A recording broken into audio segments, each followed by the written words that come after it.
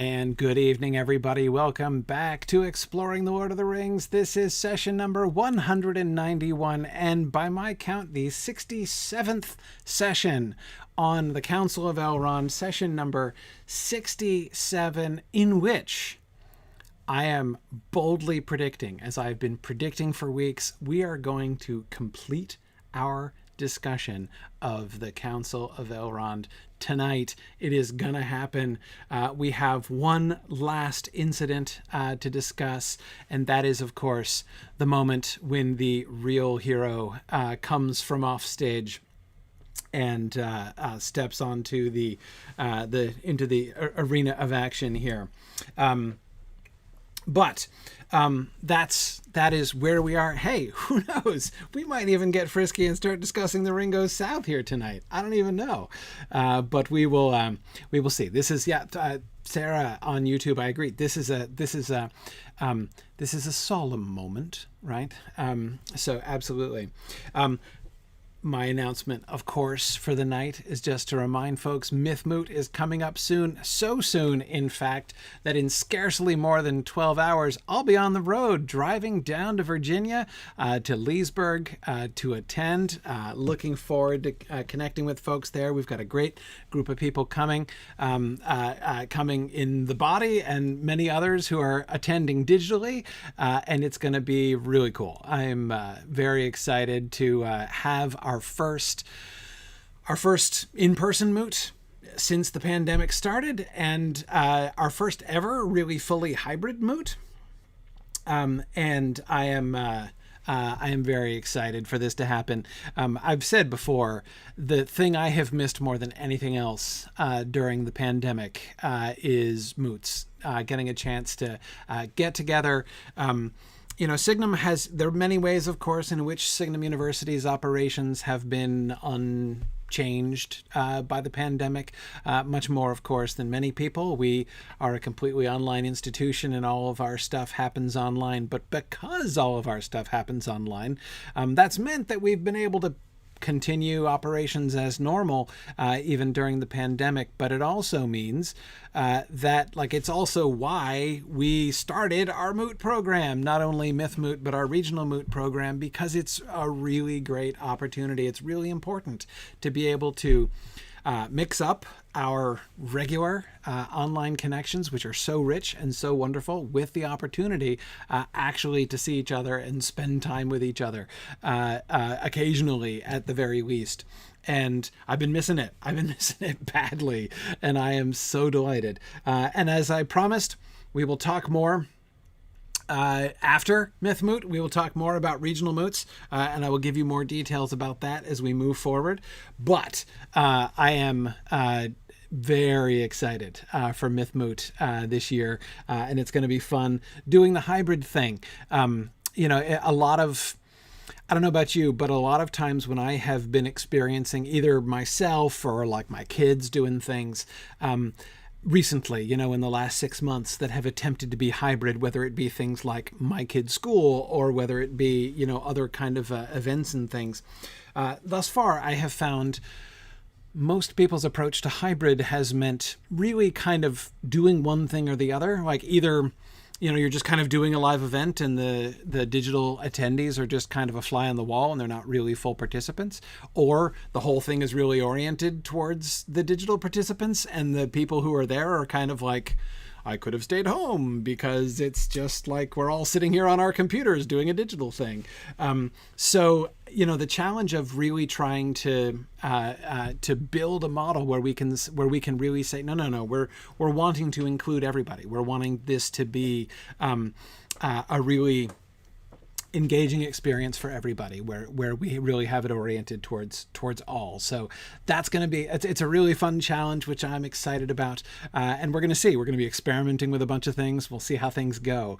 But anyway, There is still time to sign up. It starts in 2 days, right? 2 days from now will be just finishing. We'll just have finished pub trivia, but I think we'll still be in the pub 2 days from now.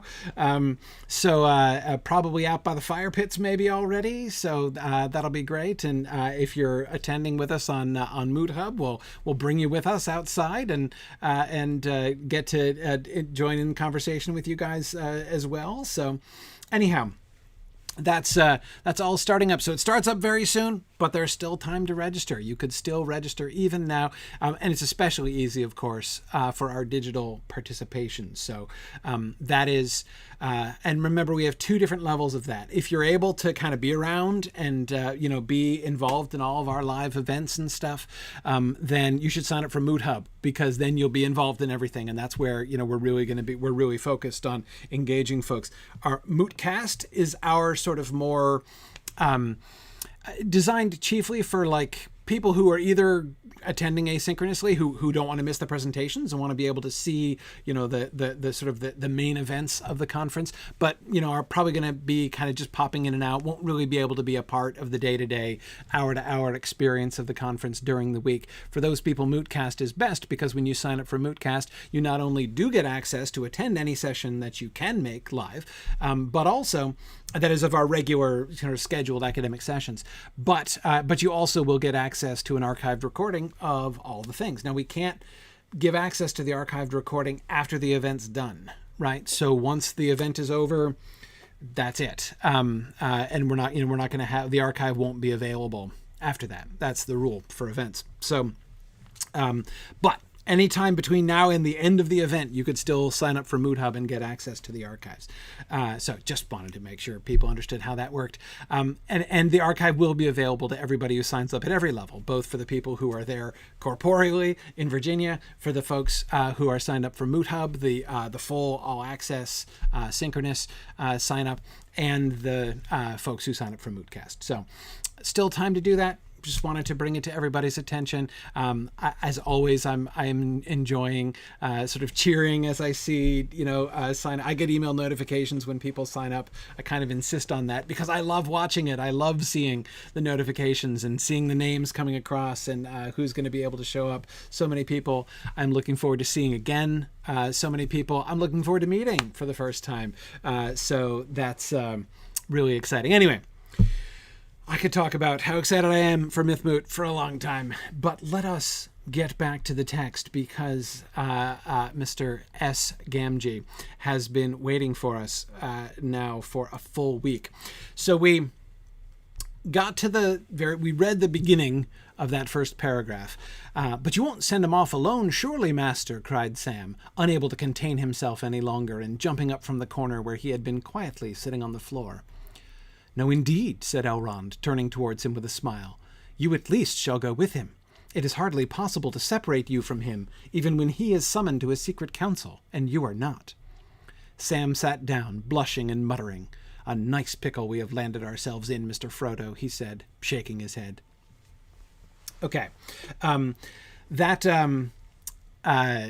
We talked mostly about Sam's question, but you won't send him off alone, surely, master, cried Sam, right? Which I was arguing suggests that Sam has been paying very careful attention, right? How serious are you, right, about this whole, we're going to rely neither on strength nor wisdom, right? Are we taking that to its logical extreme, which is just, let's have Frodo toddling off in the wilderness by himself, since that is logically, the least well prepared we could send off this party? That's not the goal, is it, right? So yeah. Oh, I see. I see Will Moss there on YouTube, who said he's just started and is on episode 7. Yep. Oh, you do have a little bit of catching up to do, but don't worry, you'll catch up with us eventually. Anyway, okay. So as I say, Sam has been paying attention. I love the unable to contain himself any longer, right? He has been... One question that this raises in my mind is, how long exactly has Sam, been working really hard to contain himself, right? At what other points in the chapter has Sam been tempted to interrupt and has, in fact, successfully restrained himself, but now he can't contain himself any longer? I mean, surely Frodo's volunteering, right, was obviously a big moment. Exactly, Aranas, I agree, since Frodo's volunteering, at least, clearly. Drowsnake thinks after some of Boromir's outbursts, possibly, though Boromir hasn't made any cutting remarks directed at Frodo, so he's not had to go over to Boromir and given him the "see here, Captain" treatment that he is eventually going to give to Faramir, right? Because Boromir has not said anything to diss Frodo or Mr. Bilbo, for that matter. And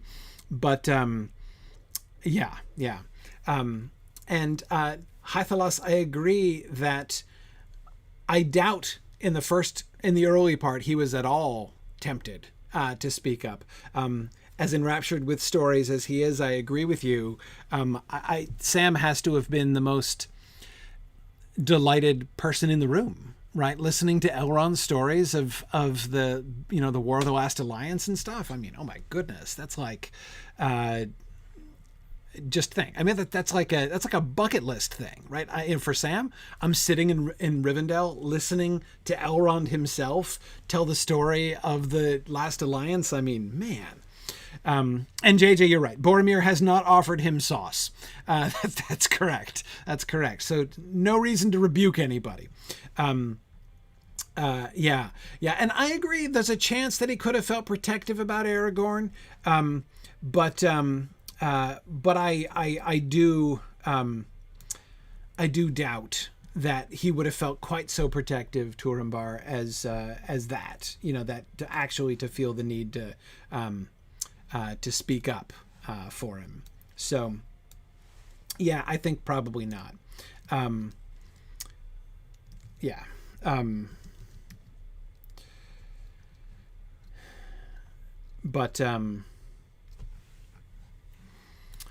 Okay. Yeah, so let's see. Was Sam in the Hall of Fire in the last chapter? Oh, yeah, he was there, sleeping, like he does. Maybe not actually asleep. And Admiral Malcontent, I agree that Sam would definitely be down for 19 months of Council of Elrond deliberations. Yeah, no question. He's, I think, not needing to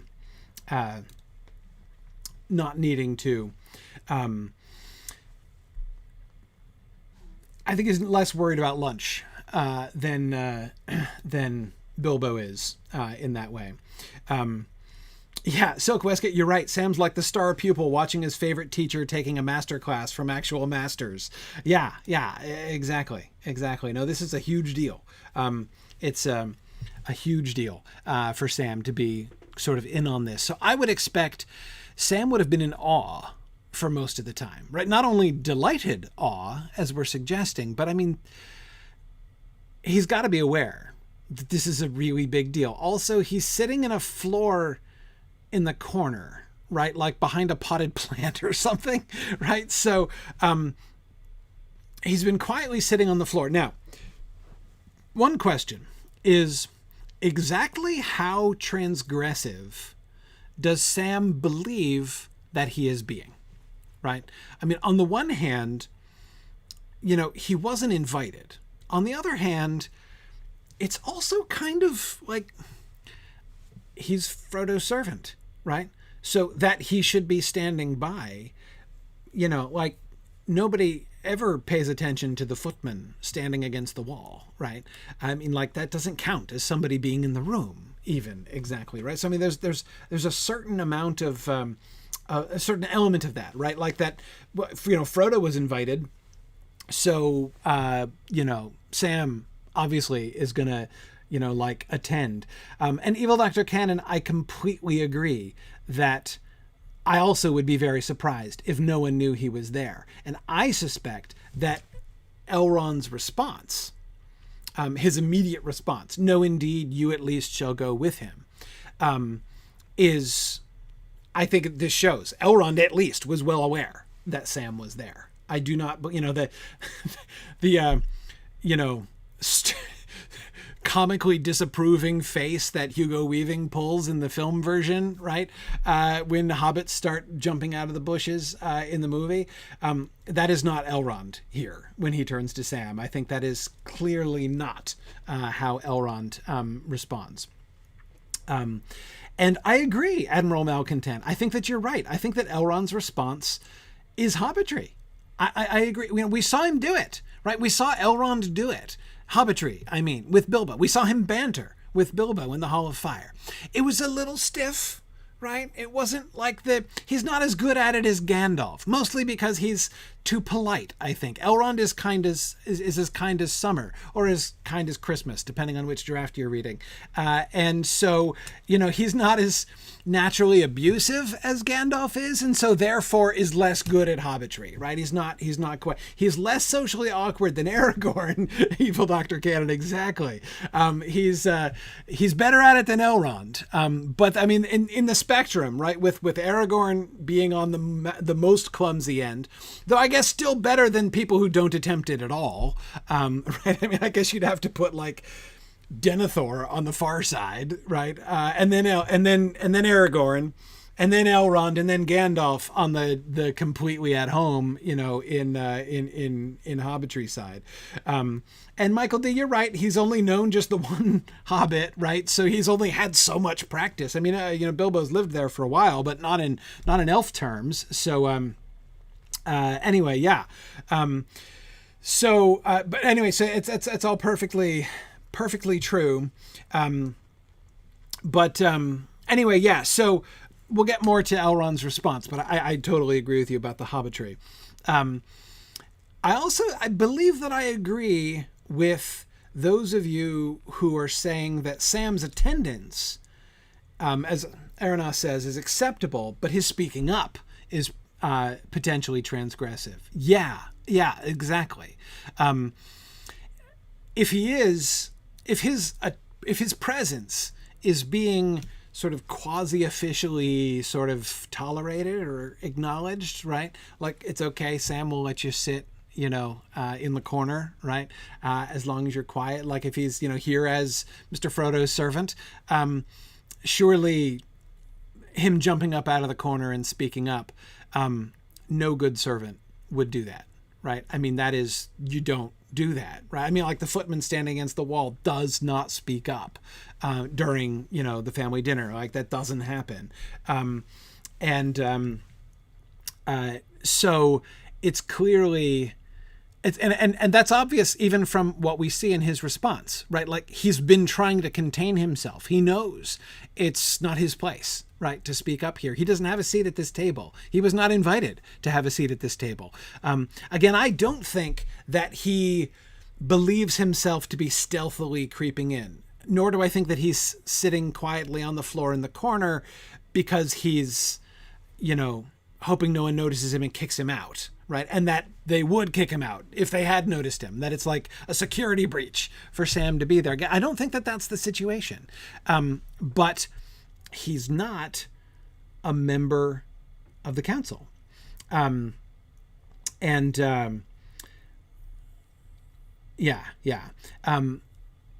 his speaking up shows that his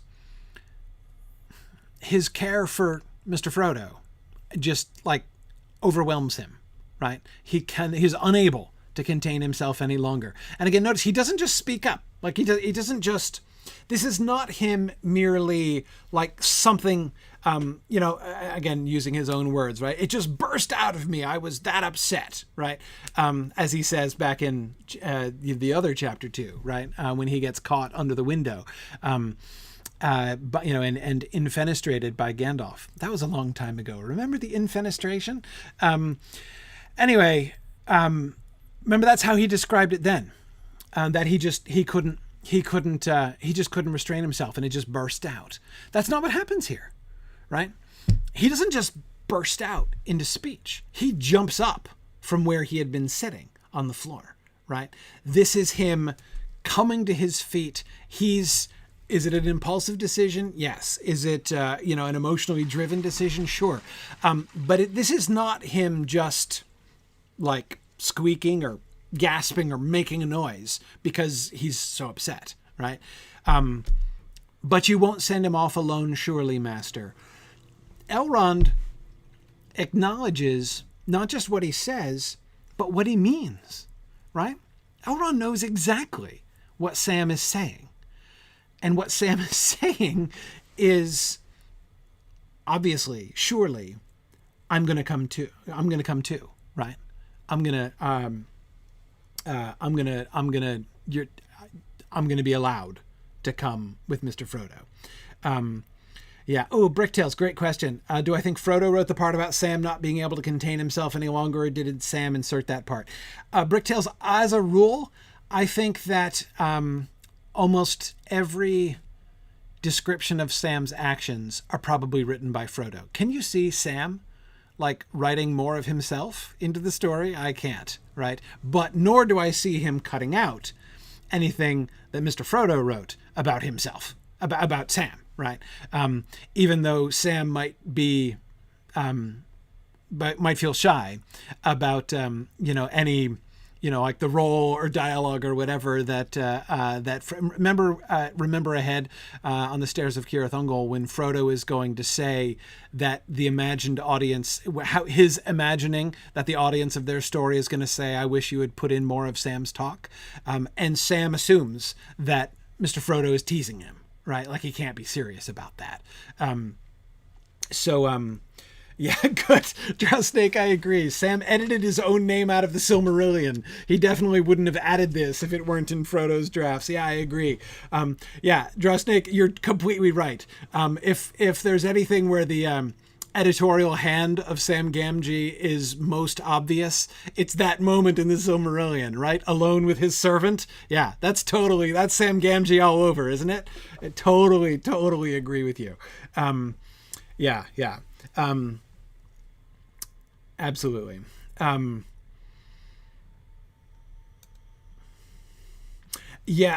Thoughtless, I is asking about the quite complimentary parts about his inner monologue when Sam carries the ring. Yeah, I agree. Now, I think, like Frodo's gotten that story out of him. And I think that, Frodo's gotten that story out of Sam, and Frodo wrote that. I feel, again, I think there's almost no question about that.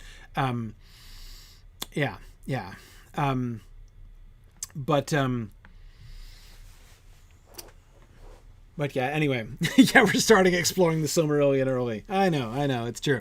But anyway, it's relevant to the question, our narrator's question. I definitely think that this is Frodo, and his the commentary. They're unable to contain himself any longer, right? And notice how even that, like the way that is contextualizing, is in order to. There's almost like an implicit excuse, right? Excuse for Sam's behavior, right? That like Sam's not being rude. Sam's not just being cheeky. He's not offering sauce to Master Elrond, right? Here. He is just unable to contain himself any longer. It is being contextualized for us as the, spontaneous burst of, loyalty and compassion that it is, right?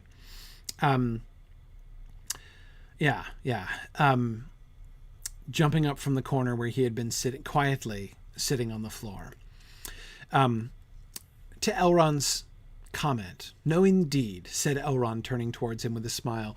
"You at least shall go with him. It is hardly possible to separate you from him, even when he is summoned to a secret council, and you are not." And you're absolutely right. That is clearly hobbitry. He's teasing him, right? He is teasing him. This is not a rebuke. This is not a threat or a rebuke to someone who has, sneaked into the room and broken the rules, right? And is getting in trouble. He's teasing him, right? He's teasing him, and he's using this as like an excuse, right? it is hardly possible to separate you. But how could I possibly not send you along with him, since you are obviously willing to sneak into secret councils, right, in order to follow him? This is adorable. Elrond's hobbitry is adorable when it happens, right? It happens with Bilbo in the Hall of Fire, and it happens with Sam here, and that's what I mean. And that's wonderful. And if you're thinking, if you don't like the idea of Sam being treated like a servant, the way that I was describing, permitted to sit on the floor in the corner because he's Frodo's servant, there are a couple things that I would say here. First of all, look, we, especially, I would say, we Americans tend to have a problem with this, right? I do not believe that Tolkien would have had a problem with this, and I certainly don't think that Sam has a problem with this. I mean, Sam considers himself Frodo's servant and does not think it an insult to be considered Frodo's servant. And this is just something that we kind of need to get over, I think, in large part. Like, that is Sam's position. That's how that's how Sam identifies, right? He identifies as Frodo's servant. But secondly, as I said, I don't think that Elrond's... I agree that I don't think people have been unaware of him. I think he's been noticed. And I think the fact that he has been allowed to be here... Remember, it's my premise. I believe that Gandalf, for sure, I think we saw clear evidence of that in the previous chapter. And Elrond, almost certainly, as evidenced in a couple things that he has, ways in which he has, dropped those comments about hobbits and things. I think that he's been anticipating this outcome. I believe that both Gandalf and Elrond walked into this room thinking, planning, hoping that things were going to turn out this way, that Frodo was going to volunteer. And I am pretty sure that Gandalf has intended all along that Sam should go along with him. I think that that's clear. I think that that's very clear. Even from, and if Elrond wouldn't even any longer have needed Gandalf's own assurance about Sam and Sam's character, because Elrond will have seen Sam's tender and devoted care for Frodo while Frodo was lying asleep, right, and ill on his bed, as Elrond has been attending him continuously. So Elrond would have been spending a substantial amount of time in the same room with Sam and observing Sam over the course of the last couple weeks. Well, last couple weeks. Anyway, for a while, right? For a few days in any case. So he's seen him, right? He has observed him. And I think that Frodo is going to go and that Sam is going to accompany him, I think is the one thing that's most certain about the trip. Yeah. JJ thinks that Gandalf told Elrond that Sam would speak up when they got to this point, and Elrond smiles because he actually gets to use the line that he had prepared beforehand. Maybe. Yes.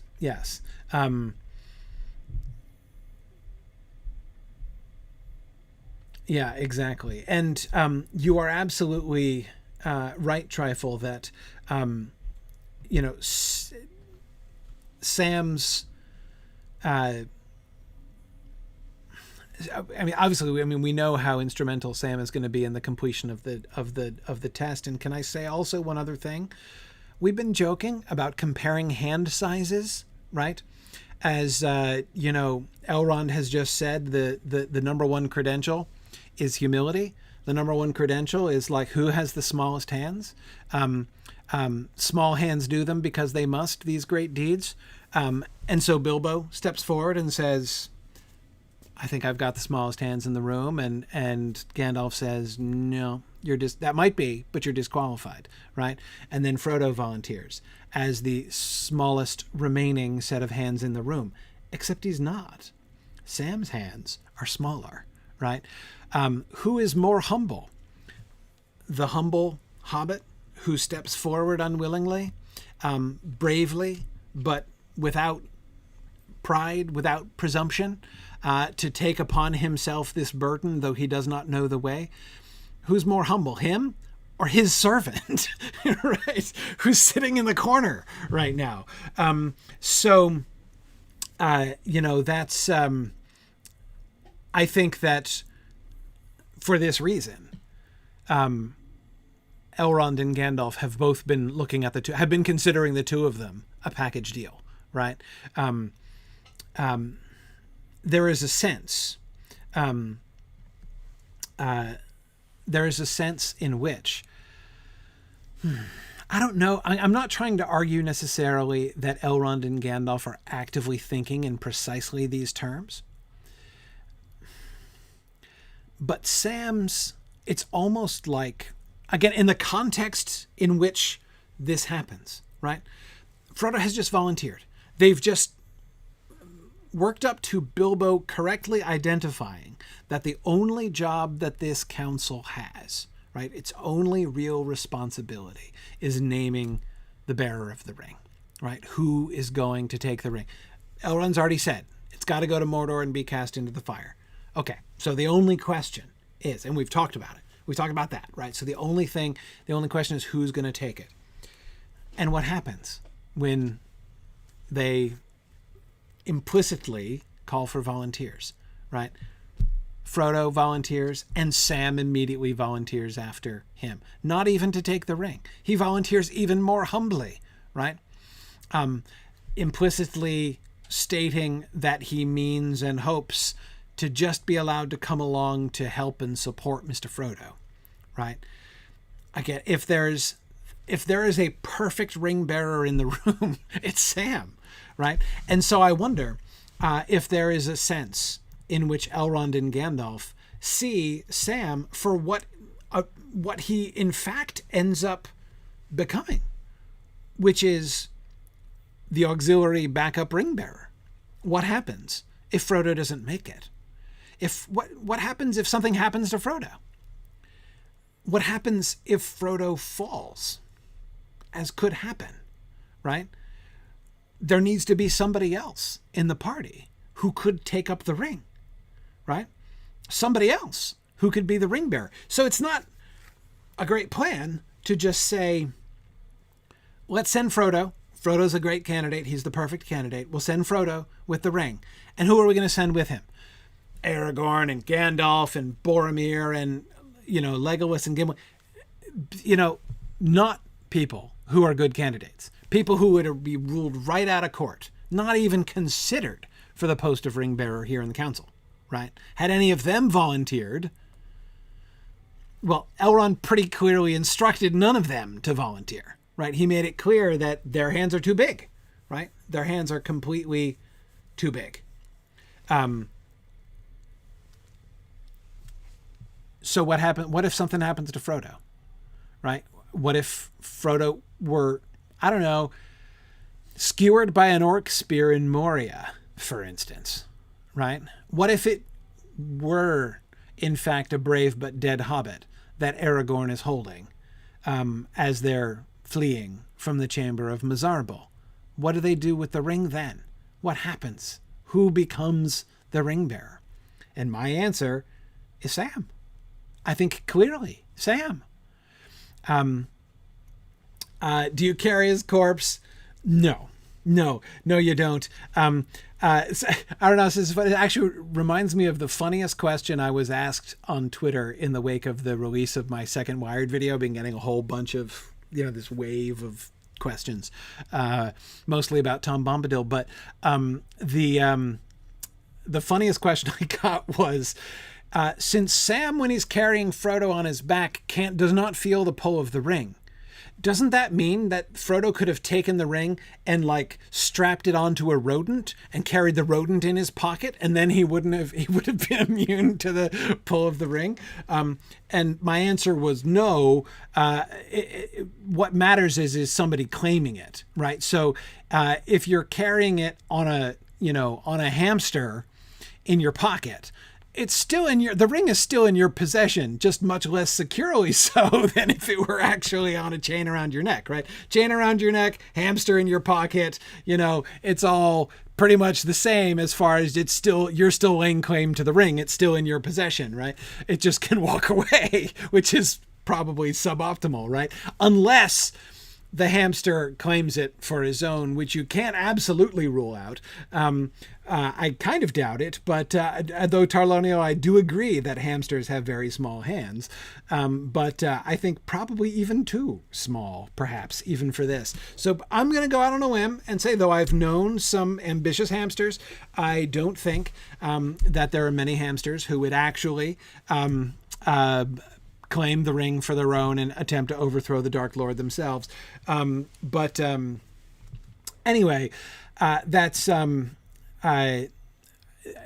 yeah. So that was a fun question. But I assume that Frodo's corpse would operate the same way, right? If Frodo's increasingly malodorous corpse were to be carried towards Mordor by the grieving but determined company, still attempting to bear the ring to Mordor, the ring would be in the, you don't want Boromir having a turn carrying the body, is what I'm saying. Okay. Anyway, oh man, JJ says, I think we found our reenactment.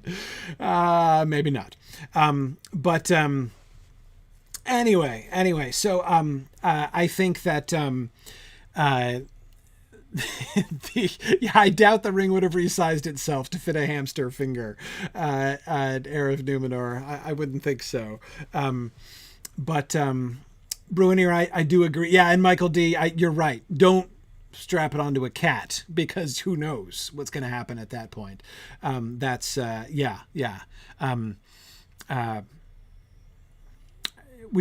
cat would definitely have power too great and terrible at that point. A dog would be much safer, O'Malley, no question. But anyway, the point is, no, that wouldn't work. Somebody would still have to be the ring bearer, even if you were bearing it indirectly at that point. Sam is only protected. Frodo is basically a buffer for Sam at that point, because Sam is not attempting to claim the ring. He's not bearing the ring. He's bearing Frodo, and Frodo is bearing the ring. But if someone else were not bearing it, then it would be on Sam at that point. Yeah, and Brandon, I think you're absolutely right that if you're attempting any shenanigans to circumvent ring rules, that might make you more susceptible to the ring than if you were just holding it in your pocket. Yeah, I agree. But anyhow, back to the point. The point is, Sam, I think that there are several reasons why why Elrond, with presumably Gandalf's agreement in advance, is so quick to nominate Sam, right? Also, keep in mind, remember Gildor and the elves, right? The elves could perceive, I think. That is, the elves in the Woody End, Sam's first elf encounter, right? When they told him, don't you leave him. I think that the elves that they met in the Shire, who, remember, were Noldor after all, right? So these were elves with significant tralalali standing. They seemed to perceive that Sam had a calling upon him, right? That there was, that a high destiny lay before Sam Gamgee. He's already been made by the elves to promise, right, that which he was ready to promise, that which he had already for himself promised, right, and had every intention of doing. But the elves made him promise, right? I think they could see Sam's destiny, or at least have some sense of Sam's calling. And I think that Elrond can see it too, or even can see their seeing, right? Just as, Goldberry can immediately tell that Frodo is an elf friend, has been named an elf friend by Gildor, I bet you that Elrond can see in Sam, saw when he first met him, either the same thing that was perceived and foreseen by Gildor and his friends, or has seen their seeing, right? Has seen the charge that they have laid on him. I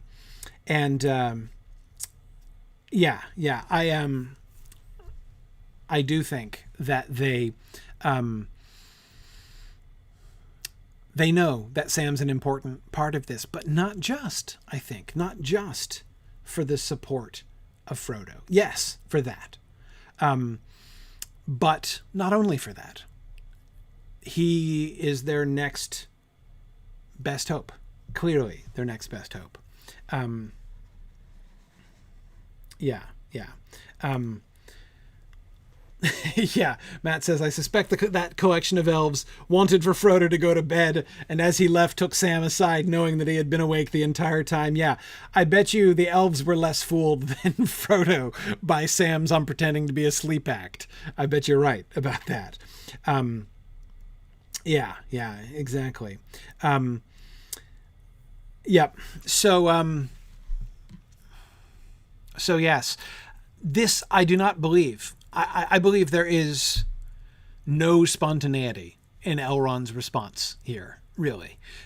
Wait, do I think that means that he totally did pre-plan his, does Elrond sit up at night making up hobbitry cracks to make if the occasion should warrant it because it doesn't come naturally to him? I don't know about that. But did he have a plan? Was it in his plan all along for Sam to go? Yeah, I feel sure about that. He is prepared. There's no deliberation here. He is not surprised. He is not disapproving. He turns to him with a smile, right? The only thing that Sam's outburst from the corner has accomplished is that this should be written into the minutes of the council itself, rather than just coming up later when it's time to appoint his companions. Sam gets appointed a little earlier than he might have been appointed before. But that's, I think, yeah. Right. And Evil Dr. Cannon, that's a really good point. He didn't lay the quest on Frodo, but he seems to have laid it on Sam. Well, yes and no. I mean, yes, in the sense that Sam didn't say anything officially about volunteering, right? But no, I don't think. Has Sam chosen? Sam chose. Is Sam going into this willingly? Absolutely. Sam didn't have to say the words. Sam didn't need to speak with a voice that he doesn't even recognize as his own or anything like that, right? Sam didn't need that process, right? Elrond, I don't think that Elrond had to have an extremely deep, I don't think he needed his keenest glance, right, in order to see Sam's heart here and understand what Sam was doing. This is obviously what Sam meant, right? He's not just volunteering, right? He is going beyond volunteering, right? He is saying, you're not going to try to prevent me going, are you? Right? Yeah. Admiral Malcontent says, I imagine Gildor sending word to Elrond. There's this elf friend heading your way, and he's all right, but his servant, now he's awesome. Keep an eye on him. Yeah. No, I could believe it. But Drow-Snake, and that's a really good point too. Sam has already promised, right? He's already, I mean, is he oath-bound? Like actually oath-bound? I don't know. But again, like he's in. Right? He's in. I mean, it would take a significant act, I think, for them to exclude Sam. I mean, I think Elrond would have a lot of explaining to do to Gildor and his friends when they get back to Rivendell, right? To explain, why didn't you let Sam go? Right? Yeah. Exactly, Nathan. I will take the ring bearer, though he doesn't know the way. That's the paraphrase, clearly. And Elrond can see that. Yeah. And I agree, Boangsmon, it doesn't matter whether he's sworn an oath or not. I mean, he is bound to Frodo as strongly as if he had sworn an oath, right? Yeah. And again, Elrond, I think he knows that. And I think that he is making it doesn't need to be said because it's already been said. The promise has already been made. Elrond knows that, and Elrond accepts that.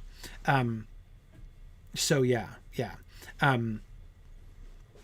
Yep. And I agree, Matt, that Sam's statement is the equivalent of reminding Elrond that he's the player to be named later in this trade. It's a package deal. Yeah, definitely a package deal. Yeah. No, it's this is just such a perfect Sam moment, right? But now to the end of the Sam moment, right? Sam sat down, blushing and muttering. "A nice pickle we have landed ourselves in, Mr. Frodo," he said, shaking his head. Now, why does he say that? He's blushing because Sam is not prepared for hobbitry from Elrond, right? Bilbo has the cheek to banter with Elrond in the house of Elrond, right? He can banter with Elrond in the Hall of Fire. Sam does not have the cheek to banter with Elrond, right? And yeah, Turambar, I agree. Elrond just talked to him, right? Absolutely. So his sitting down and blushing, does he feel reproved? Does he feel burned? But no, I don't think so, right? My question is, why does he mutter what he mutters, right? Yeah, I think he does not feel. Notice he doesn't respond to Elrond. He doesn't say anything to Elrond. He says something, but it's addressed to Frodo, right? He speaks in an aside to Frodo, which is his place as a servant, right? He's Frodo's servant. And he is kind of talking to himself, but it is addressed to Frodo officially, right? Now,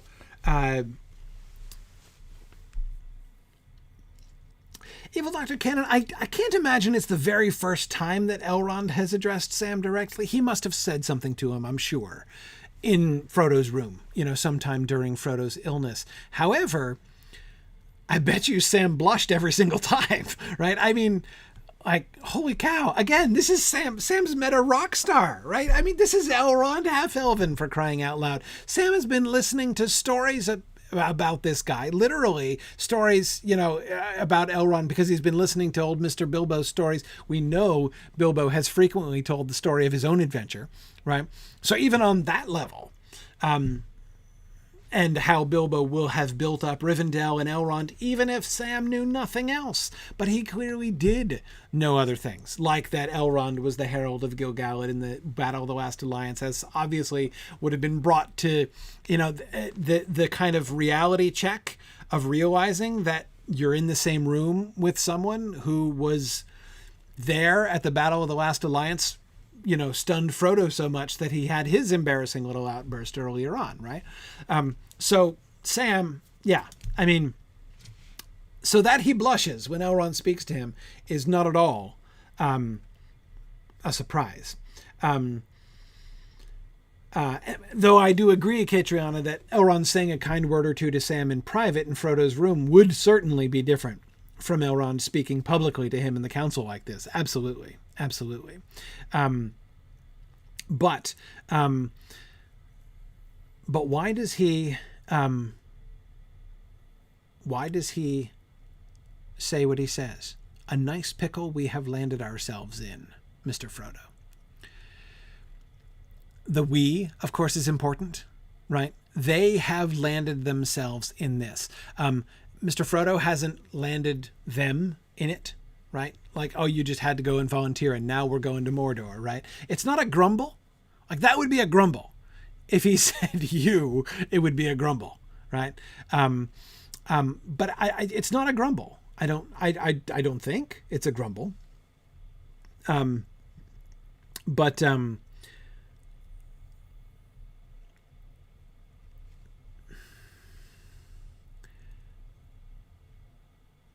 it's an acknowledgement. Again, if as if any were needed, a confirmation that he has also volunteered, right? They both landed themselves in this, right? It's almost like what Bilbo says to himself in The Hobbit, right? About going and putting his foot in it that night at Bag End, right?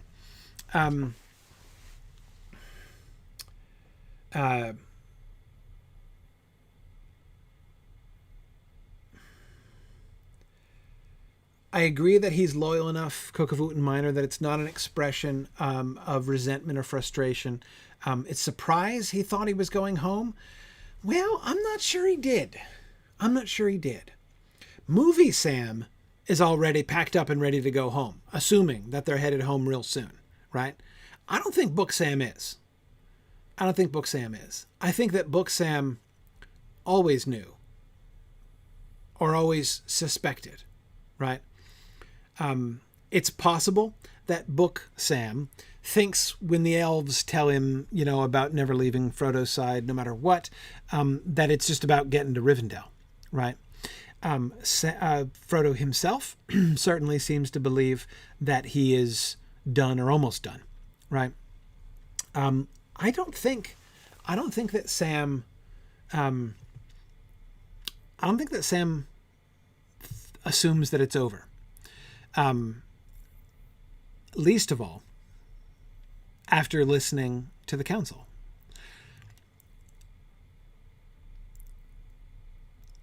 On the one hand, he's going to be very protective of Frodo, right? He's worried that they might get so crazy with this whole small hands / the not the strong or the wise plan that they're going to send him off alone. But you've got to think that if there's one person in the room when Frodo volunteers, if there's one person in the room who is thinking, well, obviously, best qualified person in the room, it's Sam, right? Sam has to believe. Is he going to be worried about Frodo? Absolutely, right? Does he think that Frodo is the obvious best choice? Bet you he does, right? Bet you he does. Now we will see later that Sam doesn't fully get the whole Ring of Power thing, right? But anyway, yeah, we'll see some evidence of that later on, that he doesn't fully intuitively grasp yet what possessing the One Ring means exactly. But nevertheless, I think that I don't think he's surprised. I think he's like one of the least surprised people in the room. I bet you that most of the elves, all of the dwarves, well, maybe not the dwarves actually, but I bet you that most people in the room are at least a little bit more surprised. Boromir probably most of all, unless he's remembering that halfling line from his poem. But I think that Sam is, again, the least surprised. Now, Gandalf knew it was coming too, but does Gandalf have more conviction that Frodo would be the best person for this job than Sam? I doubt it, right? So, yeah.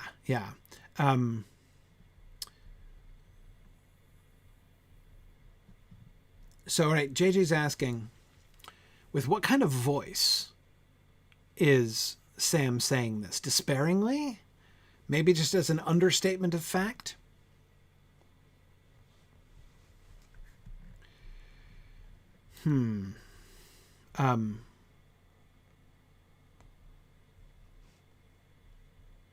Oh, wow.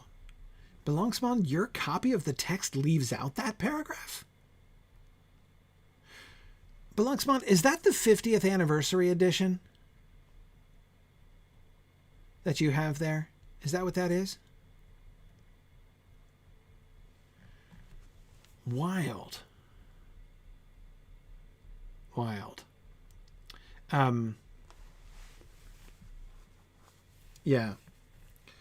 Huh.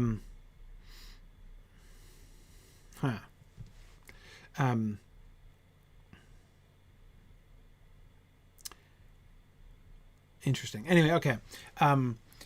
Yeah, Trifle, I think I agree with you. I think I agree with Fourth Dauntless also. Fourth Dauntless says it feels like a soldier's resigned quip at the edge of battle. Yes, I think so. And Trifle, I think I agree with you. An embarrassed Sam needing something to say and not knowing exactly what. Yes, he's blushing. He's embarrassed. He can't just sit down and say nothing at all, right? So he mutters something, right? What is the overall tendency, right? Oh, Heir of Numenor, I think you're exactly right. That Sam is feeling keenly that he and Frodo are mixed up in the business of their betters. Yes, Tarlonio and Silk Wesket are thinking that Sam is hearing his Gaffer's voice in his head. I bet you're both right. I bet you that if Sam weren't so embarrassed and were in a more comfortable social setting at this moment, he might say something along the lines, he might explicitly cite his father's paternal word hoard at this point, right?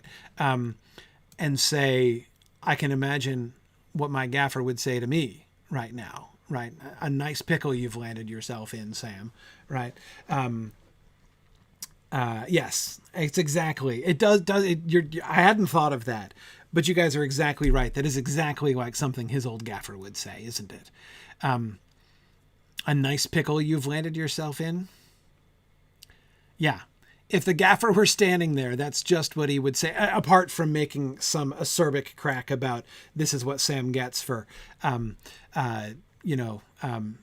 mixed up in the affairs of his betters, which, if ever a Gamgee has gotten himself mixed up in the affairs of his betters, Sam jumping up and contributing to the Council of Elrond, right? And, speaking up like that directly to Master Elrond himself, he certainly has gone and put his foot in it, hasn't he? Yeah.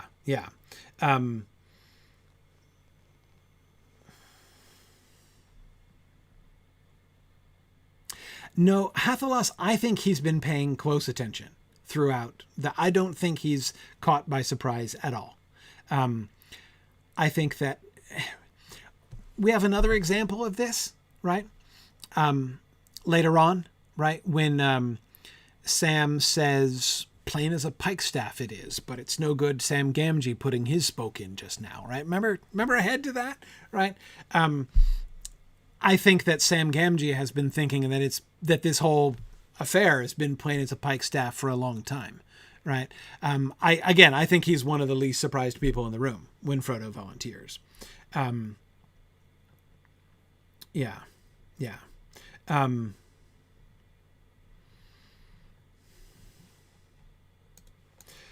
Yeah, exactly, Heir of Numenor. These are elves, sir, and Sam would be listening closely, no question. Also, why he was not sleeping in the Woody End, and I am not 100% sure that he was sleeping in the Hall of Fire either.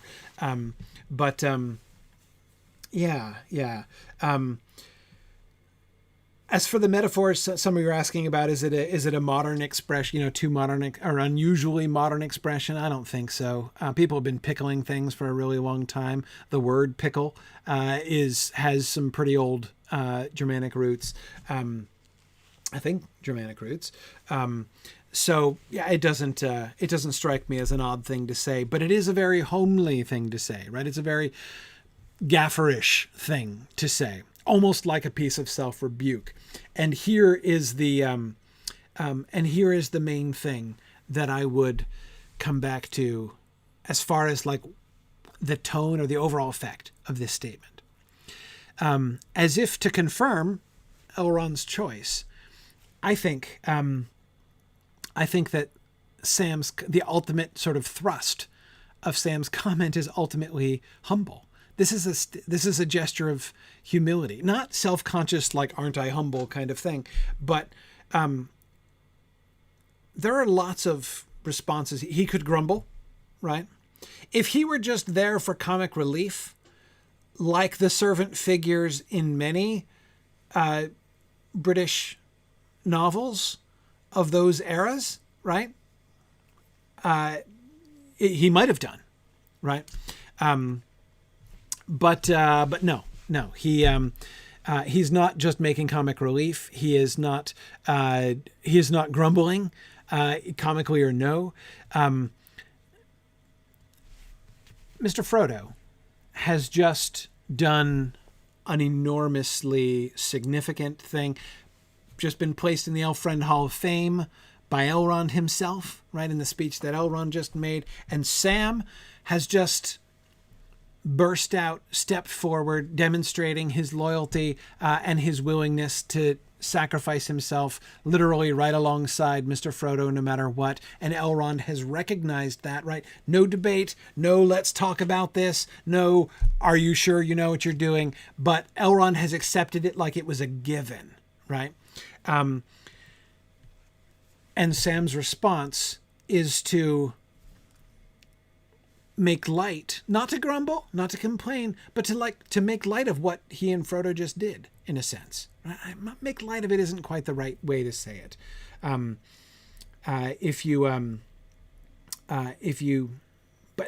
do you see what I mean, though? The two of them have just done something heroic, right? Something that gets them put into the same sentence with Beren and Hurin and the rest of them, right? And Turin, but we talked about that. And he characterizes their act of heroism as landing themselves in a nice pickle, right? It's self-deprecating, downplaying. Yeah, he downplays it, right? He downplays it, and he downplays it. And I completely agree, Selk Westgate and Tarlonio, I am completely taken with your suggestion. You're absolutely right. He downplays it in the Gaffer's voice, right? With, he downplays it out of the Gaffer's word hoard, right? This is just what the Gaffer would say to him at this moment. And so he's saying it to himself, right? But also kind of including Mr. Frodo.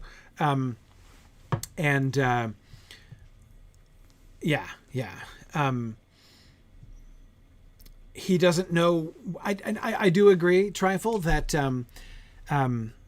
just as Mary says later in the Halls of Healing, hobbits fear to say too much and so speak too lightly at times. Sam does not have words for this occasion, right? He has no fitting words with which to respond to. I mean, Elrond, half-elven, just anointed him, right? The companion of the ring bearer. They're going to go try and save the world, right? What do you say, right? Thank you. I shall do my best, Mr. Elrond, sir. Like, Sam doesn't have the face for that. Sam doesn't know how. So what does he do? He makes a crack. And not only that, again, this also, by the way, I think is a really interesting piece of context for Elrond's hobbitry, right? Elrond, I think, not only knows hobbits well enough, but I suspect even has come to shrewd enough conclusions about Sam himself and Sam's character that he knows he's going to make, if Elrond knows that if he were to make a speech to Sam like he just made for Frodo, if he had said to Sam, like, and we're going to put you in the Hall of Fame too, right? And you're going to be up like with these other elf friends and everything, Sam would have shriveled up and died of embarrassment, right? Sam would have been, this is a kindness, right? This is a kindness. So instead of making a big speech and putting him on the spot, and instead he makes light of it himself, right? he teases him. He pulls out some hobbitry, and softens the praise, right, and the honor of the appointment with teasing and kind of sort of taking that down. And Sam follows along with that, right? Elrond's teasing suggests that Sam is in trouble, right, or should be in trouble, because he showed up to the secret council that he hadn't been invited to. And Sam follows up with that, being like, see, we're both in trouble now, Mr. Frodo, right? And I think that's I think that Sam's own comment here is almost facilitated by Elrond's hobbitry there, which again is very kind, right? And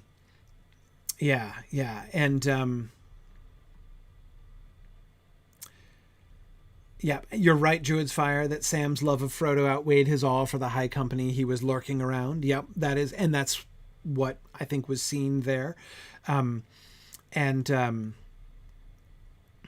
Good. Yeah. Bjorning was saying that Sam is focused on Frodo. There's a purity here. First, he's concerned that nobody ignore Frodo's implicit plea for help, though I do not know the way, and that Frodo, he wants Frodo to know, Sam does, that Sam at least is ready to jump into the pickle with Frodo, no questions asked. Yes. And even the we and the addressing of Mr. Frodo at the end of that last statement also sort of shows that solidarity, right? I mean, if he's conveying nothing else with that sentence, he is at least conveying, see, we're in this together, Mr. Frodo, right?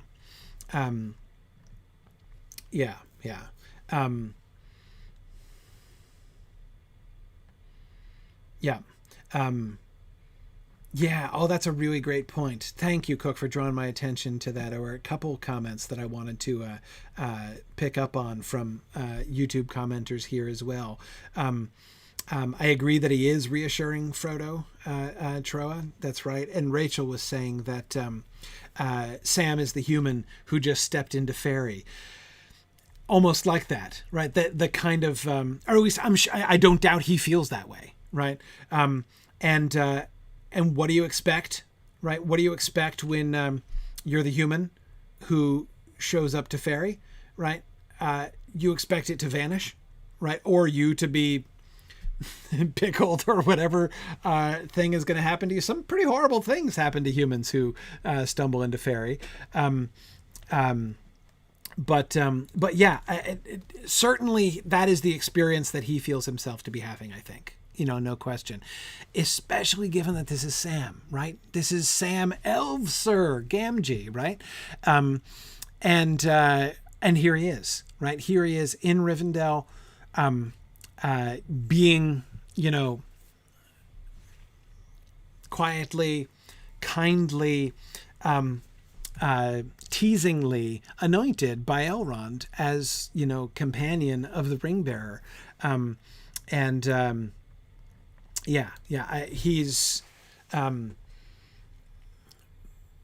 he doesn't accept, he still feels a stranger, right? He doesn't feel, Sam does not feel like the main hero of the story at this moment, right?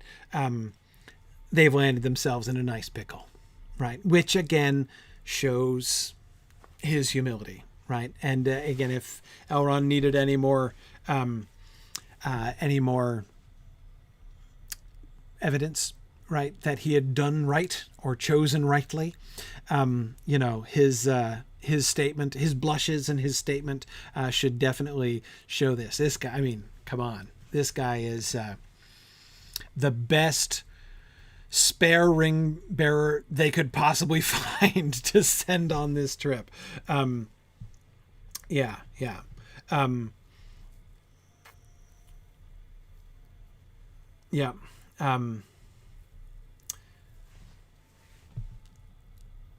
I agree. Yeah. And Matt, you're right. His position is interesting. Everyone is elevated. Especially Aragorn, like, Aragorn has been revealed, right? That he is, Strider, this, rascal, right? That they met, that Frodo thought was going to try to extort money out of them, whom Sam never liked the look of, has now been revealed as the heir of Elendil, for crying out loud, right? The wielder of the sword of Elendil the Faithful. I mean, man, it's a big deal, right?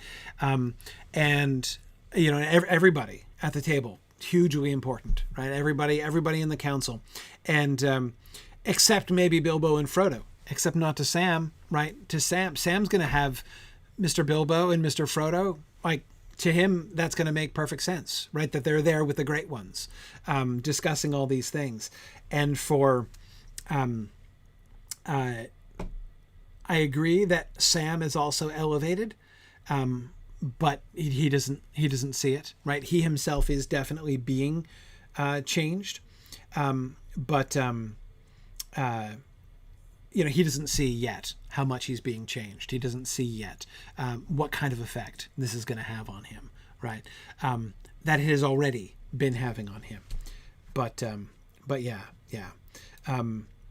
Exactly, Kurtzima. Sam considers Frodo wiser than anyone. Yeah, almost anyone, right? At least, like, there are some people in this room who are probably as wise as Mr. Frodo, right? But, like, outside this room, very little competition, right? Yeah.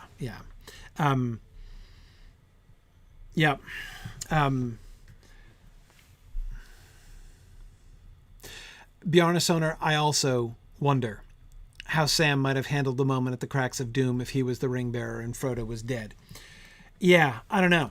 I mean, Tolkien suggests that nobody would have done better than Frodo.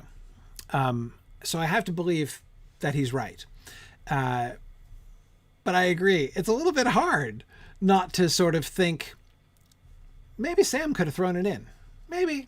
It's hard not to suspect that. But then again, as we will see later on,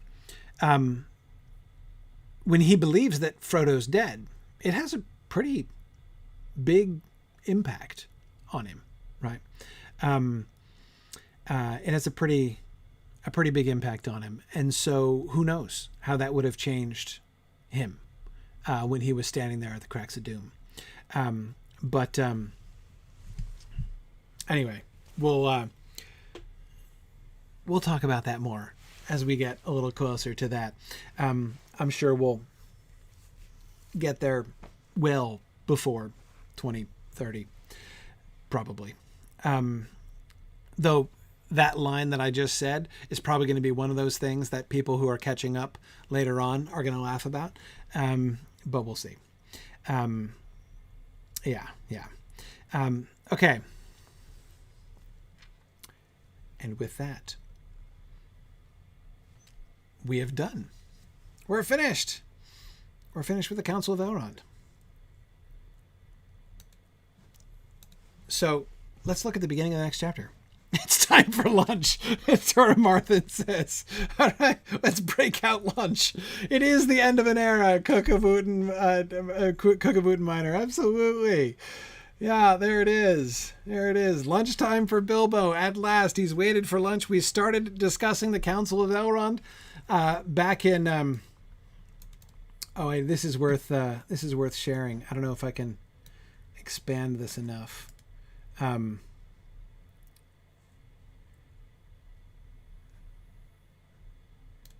Let's see.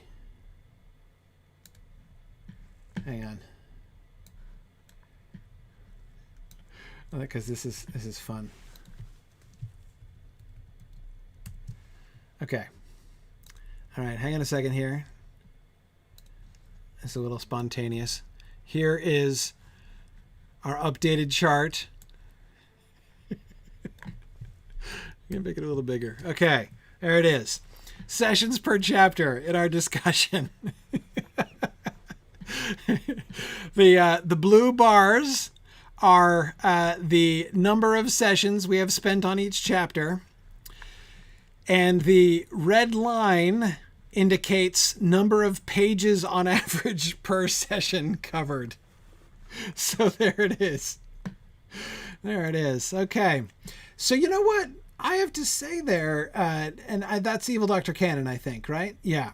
Thank you, Evil Dr. Cannon. The red line didn't go down as far as I thought it might. It's not exactly stayed flat, but it's I kind of thought that during many meetings in the Council of Elrond, it might have dipped even further. We're down to half a page per session now, fully.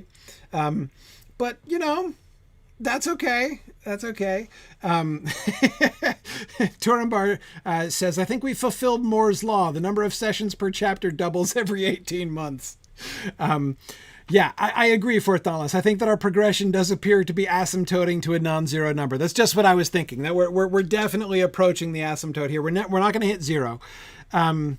I think that this is good. And yes, it's true. Of course, as this makes so in my defense, the reason that we were so ridiculously fast in Long Expected Party is that the idea of discussing the Lord of the Rings as we've been discussing it was not the original plan when I started this discussion. I intended to do like 1 or 2 sessions per chapter. That was my plan. It was just a little waltz through the Lord of the Rings that I was planning. But yeah, we will. I agree. We will not get above 2 pages per session ever again. In fact, if we go above 1 page per session, I'm going to be pretty surprised from here on out. Yeah. So yeah, that first chapter was ridiculous, and we probably should go back and discuss it again when we get to the end. But yeah. Well, that is. I still am fascinated by that blip in the middle, that unaccountable acceleration during at the sign of the Prancing Pony. Yeah. Anyway, exactly. The folly of youth, says Matt. Exactly. Yeah.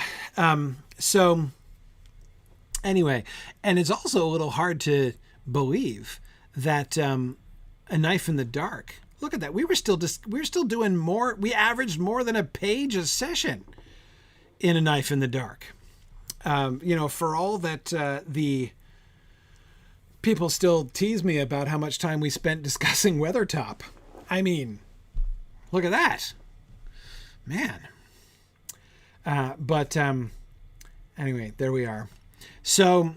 Excellent. Thank you for the data there, Evil Dr. Cannon. I was curious to see where we would go here. And now look how close we are to the end of the book, right? And now it's just The Ring Goes South, Journey in the Dark, Bridge of Khazad-dûm, Lothlorien, The Mirror of Galadriel, Farewell to Lorien, The Great River, and The Breaking of the Fellowship. So we should be done in no time at all. Do we have, so about 4 more years? Yeah, something like that. Well, again, remember, it's been over a year and a half. It's been over a year and a half since we started the Council of Elrond. So, yeah, I agree. The Mirror of Galadriel will be intense. No question. Yeah, okay. So on we go. And let's just so that we can say we did. Let's look at the first paragraph because it's short.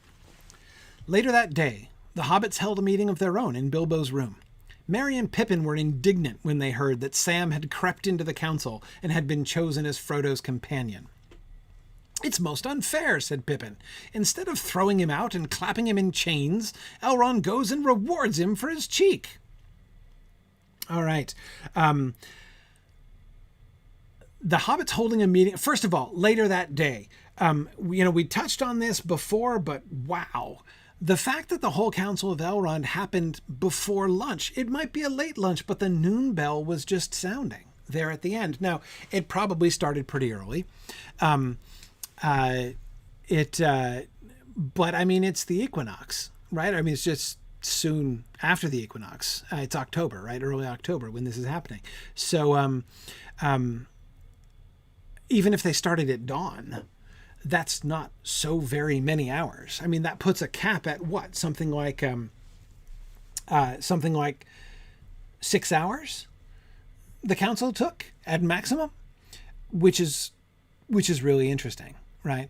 I think that's very plausible. I mean, yeah, the unabridged reading of this chapter only takes a couple hours, and so even if you go back and add in all the things that got cut out, which we're told are substantial, like multiple hours worth of things, but yeah, it's still kind of it's hard for me to wrap my mind around the idea that that whole thing only took a few hours, and there's still time later on in the day for, as you say, Matt, a council of Bilbo, right? Matt thinks there might be a joke about subcommittee meetings here, and that is possible. Right. Some people are asking, is the time different in Rivendell like in Lorien? I don't think so. Well, okay. On the one hand, we are going to get Bilbo's line later about how time doesn't seem to pass here. It just is, right? So now, I mean, that's a subjective description of what it feels like to be living in Rivendell. There doesn't seem to be anything so extreme as the experience that Frodo and Sam both seem to, that both talk about having after they leave Lorien. But yeah, I mean, I don't think it doesn't seem to be as pronounced as an effect, but it's so I don't think it literally slows down time, but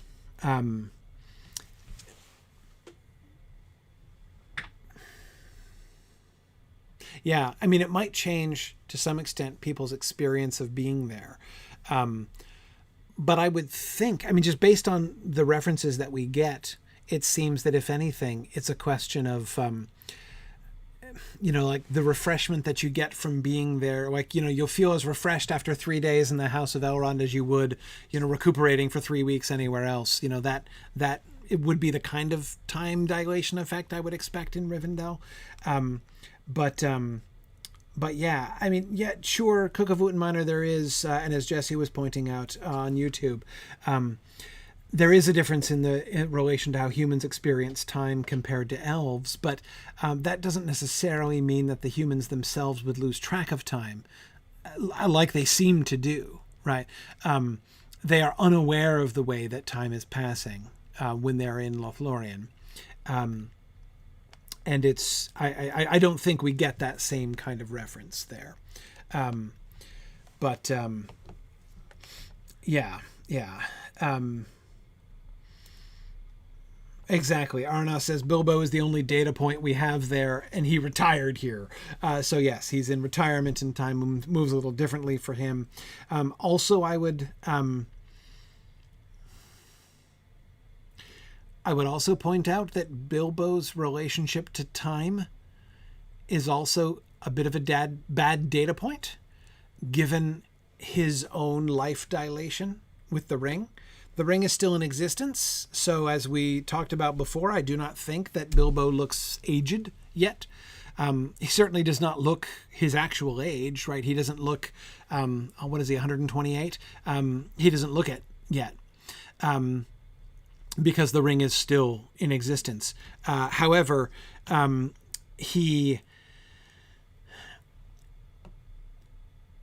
knows exactly what his subjective experience of time and the feeling of the passing of time is when in his state. I mean, there has not been an intensive study of mortals who possessed a great ring for a long time and then gave it away, and what their experience, the subjective experience of the passage of time is going to be.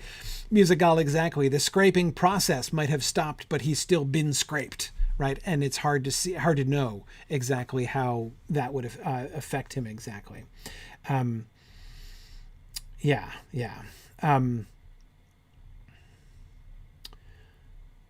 Right. And yes, JJ, Bilbo couldn't even get the riddle about time. Yes, you're right. I mean, his luck helped him, but apart from that, has there been an intense study, Mike asks, of mortals living out their days in Rivendell? Well, Bilbo's not unique in that regard, right? We know of at least one other mortal who lived out her days in Rivendell. Exactly. Arid 84, Aragorn's mom, Gilrain, right? Is the only other mortal that we are told explicitly lived out her days and died there in Rivendell.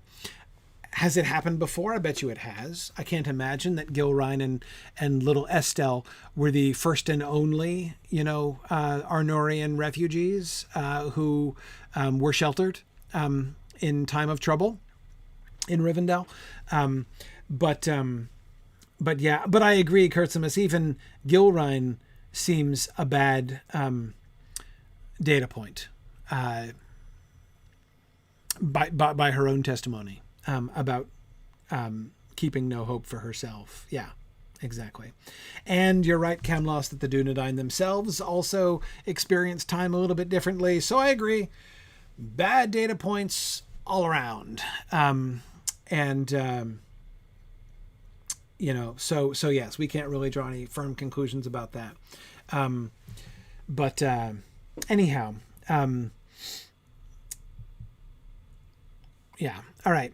But anyway, moving on from later that day, and on to the hobbits holding a meeting of their own in Bilbo's room. And Matt, back to your point before, I love the idea of the Council of Bilbo to follow up the Council of Elrond, presumably after lunch has finally been had. The hobbits hold a council, and now, of course, it's one thing that's interesting here, which again I think points to the level of hobbitry involved in Elrond's comment to Sam about the secret council. How secret exactly is the council? I mean, relatively secret. Like, they obviously don't want word of what was decided in the council to get back to Mordor, but immediately, right, Bilbo and Frodo leave the council and go straight to their friends and tell them all about everything that happened there, as far as we can tell, right? So, yeah.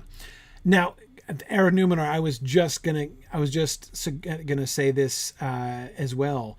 Arid Numenor was asking, does the comment about how Sam crept into the council change our minds about exactly how illicit it was for Sam to attend? No,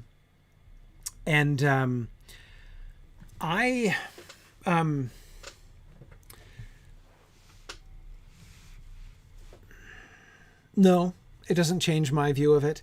I think that this is Merry and Pippin's point of view.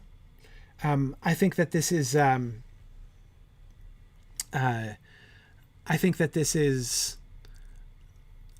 characterization that basically is kind of coming through Merry and Pippin's filter, right? This sentence is stating their point of view. They are indignant, right? Merry and Pippin were indignant, and it's explaining the premise of their indignation, right? That Sam had crept into the council. They would have wanted to come into the council too. And if they had been coming in, they'd have been creeping, right? No two ways about that, right? Sam, whether or not Sam would officially be accepted as, Frodo's, confidential servant sitting in the corner, I don't know. But again, it seems like they at least are kind of characterizing this as Sam creeping in. But also remember, I think they're jealous. Sam's got skills. Remember, he's their hired investigator.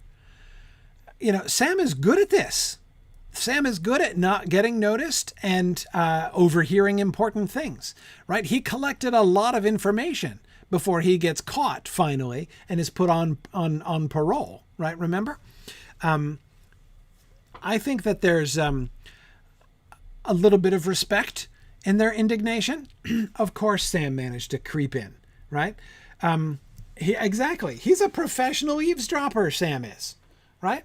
I mean, this was his job. This was literally his job that they hired him for. Merry, not literally hired. I don't think they actually paid him, right? But Merry and Pippin secured Sam's services, right, as a spy. And now here again,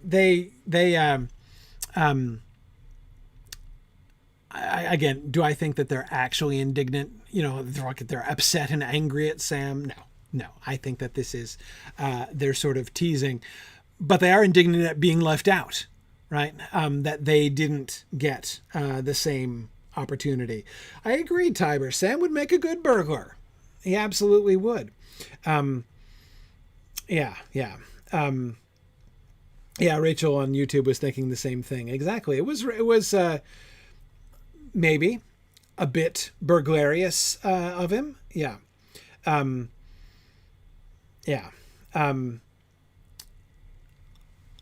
had been chosen as Frodo's companion. I mean, look at that. It's most unfair. Right? And now Pippin here is clearly teasing Sam, I think. I get this is hobbitry, one hobbit to another, right? Instead of throwing him out and clapping him in chains, Elrond goes and rewards him for his cheek.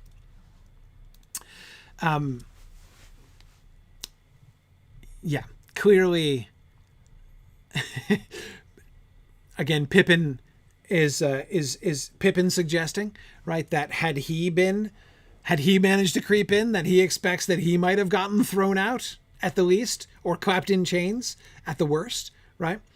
And his tossing off this comment, right, about Sam's being sent along on the quest to Mordor as a reward is typical of hobbits making light of something. You know, they don't know what to say on serious occasions like this, right? When it's clearly the best thing to do is to laugh about this whole thing, right? Elrond goes and rewards him for his cheek. Now, we'll talk about the way in which this is a reward, right? As I believe this is a joke that Pippin is making. But Merry, of course, who is a little bit less flippant than Pippin. Not less teasing, but a little bit less flippant than Pippin, is going to turn that around into a serious comment, of course, as we're going to see.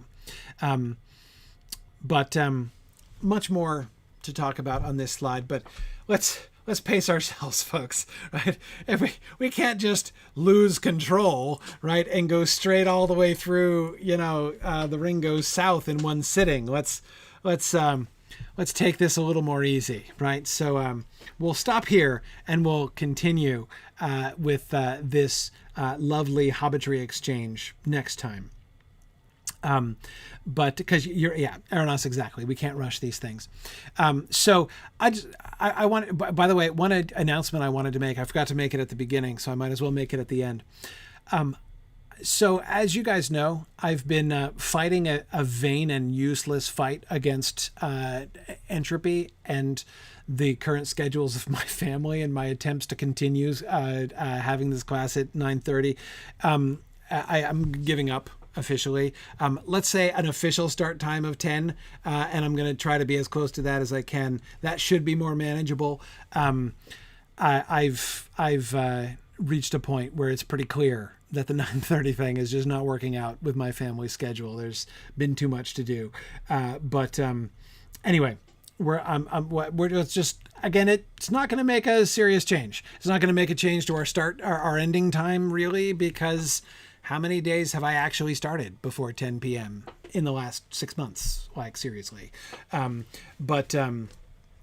Anyway, yeah, that's, Exactly. Bricktail says, to be honest, I thought it was 10. Yeah, exactly. It's been unofficially 10 for a while, but I just wanted to make it official. But anyway, there we are. It is hard. I mean, on the one hand, of course, I do, I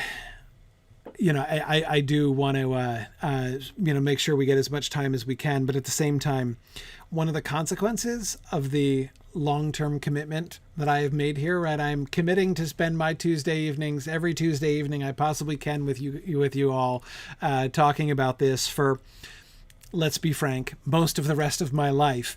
But it means that, I have to be receptive when my family has other things happening, and there are some times that I'm trying to finish things up and get things started and help with things.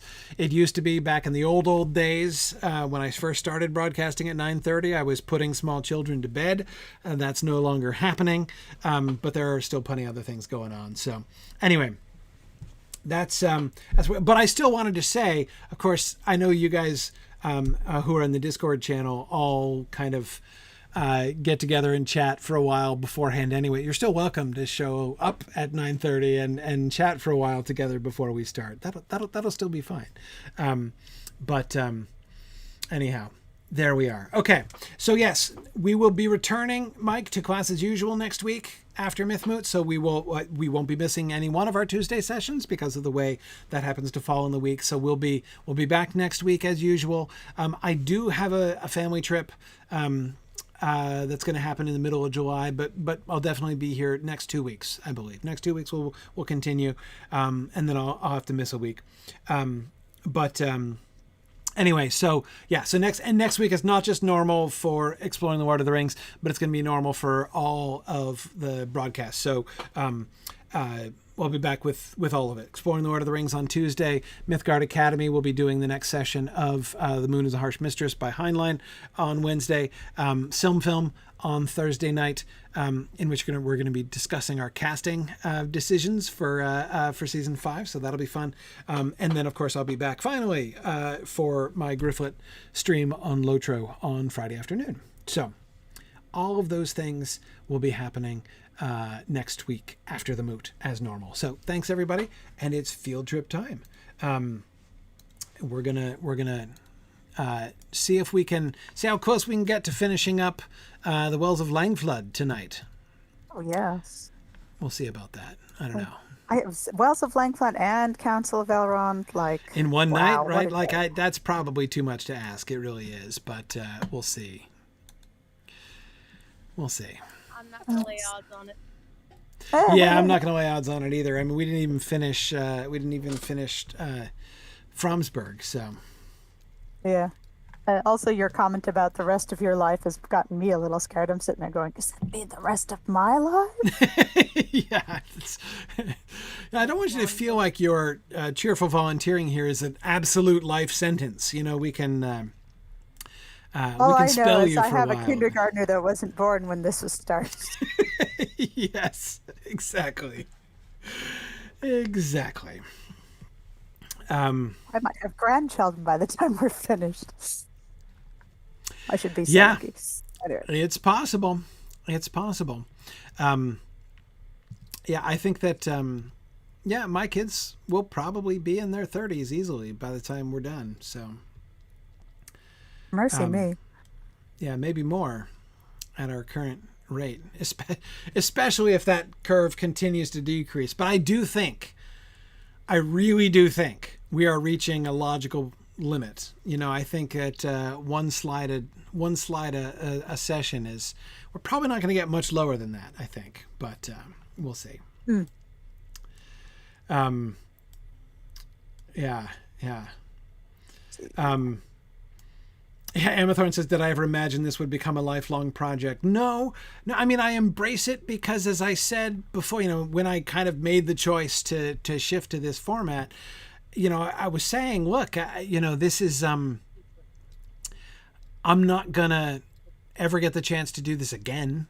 You know, like this is gonna be the only chance I will ever have in the rest of my life to discuss the Lord of the Rings in this much detail, right? So this is why, this is why I keep saying in this as well as other contexts, life is too short to go quickly, right? I mean, if I go quickly, then I'm not going to get it. I'm not going to get time to do it again. And so, yeah, absolutely. Absolutely.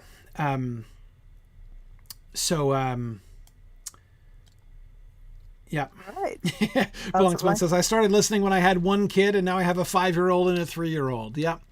Yeah. No, it's going to be, there's going to be a lot of funny before and after pictures when we get to the end. Oh my, yes. Yeah. All right. Well, let's I think where are we milestoned? Back to Hlitseld, right up where the horses live. Yes. All right. Right. Off we go. Off we go. So I've just been, as I mentioned, I think last week, I've been rereading Unfinished Tales lately. That's the sort of Tolkien reread I'm doing right now. And just finished in the last couple days reading the portion on the Oath of Eorl and Cirion. And so therefore, like the discussion of the history of this area and the Eotheod and how and when they moved, this reminded me of two things.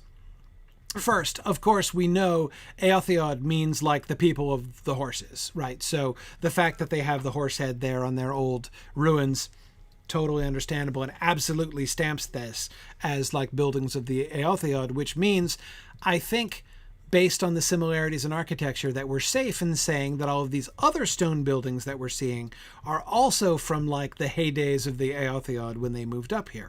But it also suggests to me another question, which is one of the things that they did. So when the Eotheod moved up here, right, when the ancestors of Eorl the Young moved, they were originally, these were people from Rovanion, essentially, who moved up into this region. And when they moved up here, exactly, was after the fall of Angmar, right? Angmar falls in 1975, right? That's when the Witch King is defeated up in the north.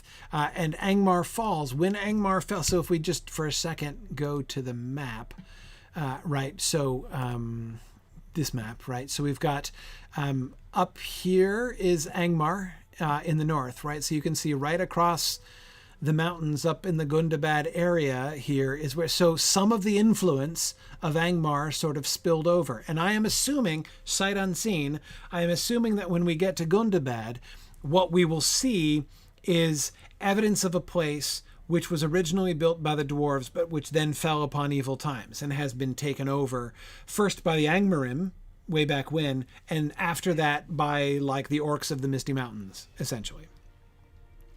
Does explain we see some sort of echoes of Rudauran architecture in some place. Exactly. And so, but there were also people like Angmarim peoples, exactly like the Rudaurans, as you were saying, who lived up here in this area in the upper reaches of the Vales of Anduin, just on the other side of the mountains from Angmar. But after Angmar fell, it created a little vacuum, a little power vacuum up here in the northern Vales of Anduin, and that's when the Eotheod moved up. That's when this group of people from Rovanion, which was already suffering, right, which was already in decline and near its fall, they left it and they came up here into the north, where there was now room because the encroachments from Angmar in the north no longer were causing a problem. And it was exactly in the Bjorning lands and this place, up near the Carrick and north of the Carrick that they were settling.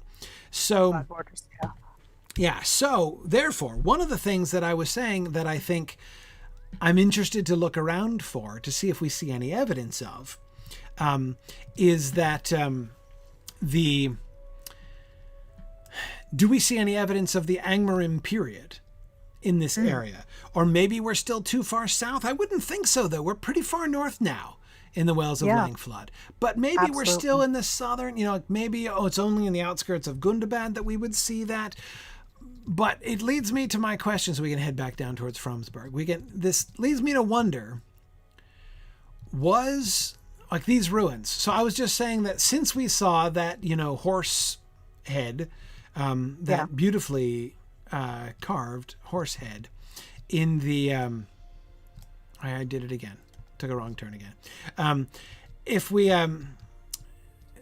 since we saw that beautifully rendered horse head in the stone, if that suggests that these buildings are the buildings of the ELOTR from the start, or is there a possibility that these could have been buildings which were originally made by the Angmarim folk who lived here, and they were only taken over by the ELOTR when they moved in here? Like those horse head carvings could have been added later. After all, they're not very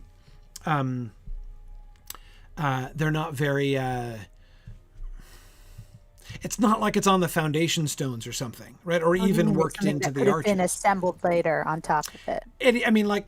In fact, those square things, which are the only horsey things in the entire, could easily have been slapped onto the walls, right? Or even, carved into the walls or something. So Banana Man might have been older than the horse head. It's possible. It's possible. Now, let's see. How far up did we get here? We got up about equal to this, didn't we? Yeah, we had to go north. Right. Okay. So we were distracted by the Avank. Yeah, exactly. Right.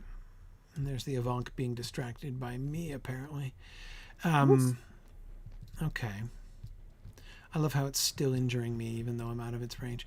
But okay, so I don't know. It's possible. It's possible that. Oh, you found an invisible kitty again. That's why. Oh, I see. Right. I better get my protecting cat out here. On the one hand, I would expect some iconography from Angmarim if these were their ruins. Mm-hmm. Possibly the Iron Crown, which we saw in lots of places. Or at least the Rudauran crown. Now, maybe it's not the actual people of Rudaur who were over here. Right? It could have been a completely different. He did tend to pick on other people, didn't he? Right, exactly. So it's not that I think that, the people of Rudaur were the only people. That's a dragon. Or drake or something up there. Who is? Where is it? Fierce mountain drake on top of the tower. Oh, up there. Yeah. Yep. Okay, so we're getting... I just thought the bats were really big here. Yeah, now we're achieving some actual dragon status here. So again, I'm coming back to... Oh, right, they're up on the tower. Yeah, I didn't see him there. Okay, so there's more than one? Oh, great. Yeah, there's one up on the tower, and there's one up on the hill up there, where there are some more ruins, so I'm kind of headed that way. Let's finish looking like you said, maybe these. The Rudauran stuff got knocked off. It's possible. It's possible. We did notice or again, it could have been somebody were pretty unadorned. It's also possible that if this were built by a different sort of Angmarim tribe, right? Not the Rudaurans. Now, the Rudaurans, you might think were a little bit more focused, right, on their own iconography, because they were an Arnorian splinter group, right? So they would still have had some, pretensions. That's why, remember, the symbol that we kept seeing for them all over the place was a crown. Yes. The woodland crown of Rudaur. And, so if there were some other Hillman group which had been taken over by Angmar and... had been kind of sent over here to begin to expand the Angmarim influence on this side of the mountains and whatever, then it's possible that they weren't, they weren't all as into the kingship thing, right? So they didn't put crowns all over the place, and might not even have thought much of carving their own, sigils into stone and such. Embarrassed by the idea, frankly. Right. It's just so gaudy, after all. But... And of course, if that were true, if these are Angmarim ruins, and the Eotheod merely took them over, that would help to explain, or because one of the things we were talking about was like that there's very little evidence of the Rohirrim building this much in stone. Yeah, exactly. They don't tend to build in stone, but they were up here looking for prime real estate opportunities. Right. And this place, this peninsula, Framsburg here, is just covered in stone ruins. I mean, this does not just look like a people, this does not just look like it was built into people who are willing to build in stone or who will make stone fortresses. These are houses. The clue's almost in the name. The clue is almost in the name. Framsburg, meaning like Strangerville. Right. Yeah, exactly. Now, it's named after Fram. And, does that suggest the story? So I kind of want to go where all those drakes are. I have to admit. You would. Just mostly because there are lots of drakes there. And no, they're coming here now. It's all good. Yeah, that's good. Excellent. That solves part of my problem for me. Because like if there are drakes living here, then maybe there will be evidence of historical dragons. Okay, so theory. Nest over here. Right. Yeah, I was looking at the nests. The nests are looking pretty modern additions, though. And fluorescent. Okay, just looking around at the ruins. Oh, what is this little? Look at this little doorway or a window? Can we get all the way through? No, it's a window. It's not a doorway. I think it's just a, collapse rather than a plan. Yeah, but, all these things look like they've sunk into the ground. Yeah, I think so. Anyway, so what I was saying was, theory. Here's the theory. So the Angmarim lived here, right? Either after Angmar falls or before, during the latter stages of Angmar's fall here. Mm-hmm. Skatha the Worm moves in, right? Mm. So maybe Skatha the Worm lives here on this peninsula. Maybe he lives here, and he lives here, and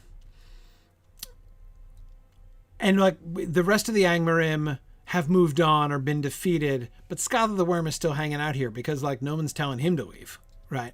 Yeah. So maybe he lived here with the Angmarim and they were like allied with him because the Witch King had like a, some kind of reciprocity agreement, right, with Skatha the Worm. And so he was allowed to live here and like the Angmarim, sort of served him in fear or whatever. But anyway, whether he lived here contemporaneously with the Angmarim, that he would be here, but anyway, my theory is he lived here, right? Yeah. So the Eotheod didn't move into this place right away on account of there being a big dragon living here, right? Skatha. Right. But then From, the hero, comes and slays the dragon. And of course, that this could be the very location of where Skatha's lair was is also suggested by those obviously dwarvish ruins up top. Right. Because Skatha the Worm would, like, they'd have issues, clearly. Skatha the Worm and the dwarves who are right there. Right. So I don't know if there was some kind of full blown Smaug-esque situation going on with those dwarves and Skatha the Worm, but clearly there were issues, not unlike, the issues that were brewing at the end with Bard and whatnot, right? Fram being like Bard slaying the dragon and the dwarves wanting, all the treasure, but he killed the dragon and whatnot. I mean, we know that there was strife with the dwarves right after the death of Skatha. But anyway, so what is more likely than that when Fram slays Skatha the Worm up here in this peninsula, in the midst of this fortress or these ruined halls, the Eotheod basically moves in, right? And they're like, okay, hey, like Fram has slain the dragon, and basically Fram claims this joint, right? You know, Fram comes over here and is like, oh yeah, I claim this place and I name it Framsburg, right? Because I have taken it, and he would call it Berg, like Mundberg, because it's a castle, right? It's because of all the walls, right? Oh yeah. So he names it Framsburg, and I guess says that he's going to move in. Okay, let's go up on that hill where the other dragons were. It does make me wonder if there's something revealed in the building we went in last time, like if we'd see Fromm's name anywhere. Yeah, I mean, that's what I've not been seeing. And now it's clear that the ELOTR did at least move in, right? Because because of those horses that we saw, right? Those horse carvings. So even if they didn't make all the buildings, which still would kind of surprise me, you know, if they had made all the buildings, just because they don't build this much in stone from anything that we've seen. I mean, even Edoras doesn't have stone walls, for crying out loud. And they've had 500 years to build stone walls. It's still not very much time, right? Certainly as elves account it, but it's plenty of time to throw up some stone walls if they really. It's almost like they're still expecting to pack up and leave at any point. Almost, right? Or at least like that. They are certainly not. Remember, Aemir's concern, right? Like. Aemir and Theoden are both like they are a people that fight rather on horseback and in the field than behind walls, right? So like they're worried about like if they go to a siege in Minas Tirith, they're not going to be much help, right? Because that's not how they operate. So like the lack of walls in Rohan is therefore no surprise because it does not fit their tactics. They don't. If somebody were to come and attack Edoras, their plan is not going to be to get behind a bunch of walls and try to endure a siege, right? Their plan. It's like how people who drive in the country drive different than people who drive in the city and both have trouble in each other's backyards. Right. Okay. Well, I still haven't found what I'm looking for. And what I'm looking for is a Skatha was here sign. That's why I'm coming to the places with the places with all the dragons I can find to see if there's any evidence that they are, you know, looking around. They're lurking around places where Skatha. Oh, that's just a chest. Okay.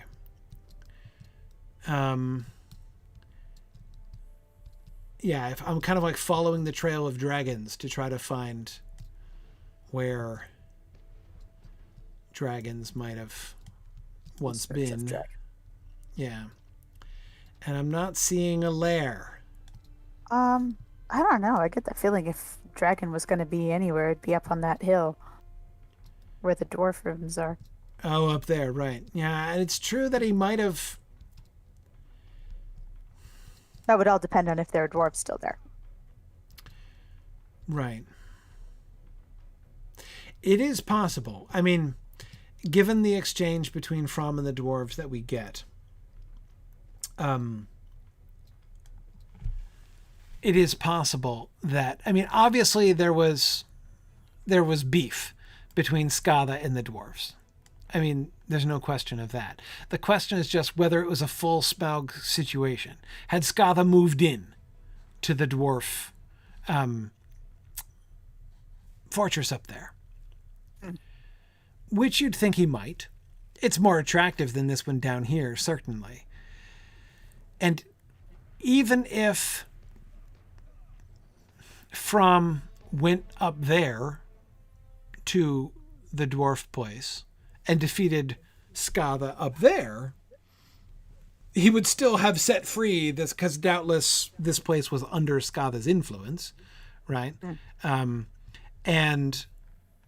that he, Fram, would say, I, Fram, have liberated these lands from, you know, the dominion of Skatha the Worm, and so I claim this place for myself, not that place where he killed the dwarf. It's because that's the dwarf's place, right?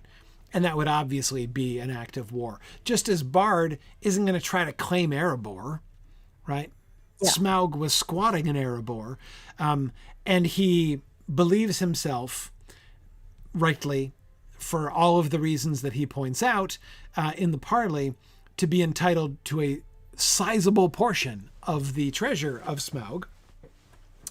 However, he doesn't try to claim Erebor, like in a like finders keepers or kind of, exactly. He's not from Erebor. His lineages, but right. Well, not from the mountain itself, from Dale. No, not from the mountain. Yeah, from exactly. Dale. And so I could easily imagine from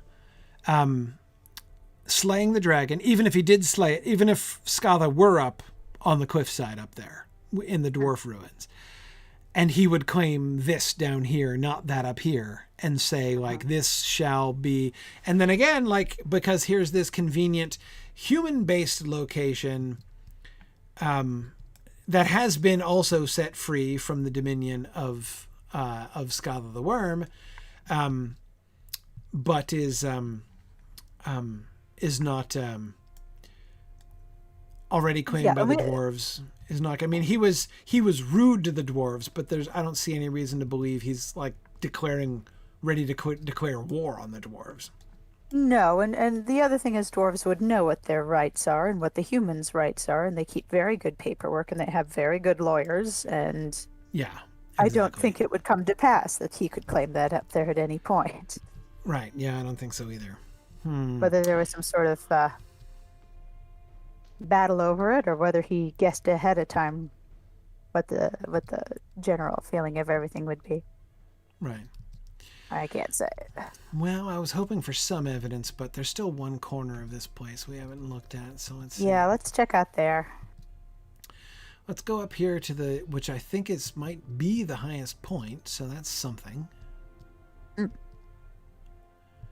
Look at this little ivy-covered little wall here. Okay. Probably joined up to no decorations, no adornments again. Yeah, very plain. The humble Angmarim who built this, perhaps. I don't know. Or the people who were enslaved by the Angmarim. We've seen lots of evidence of that. That's true. That's true.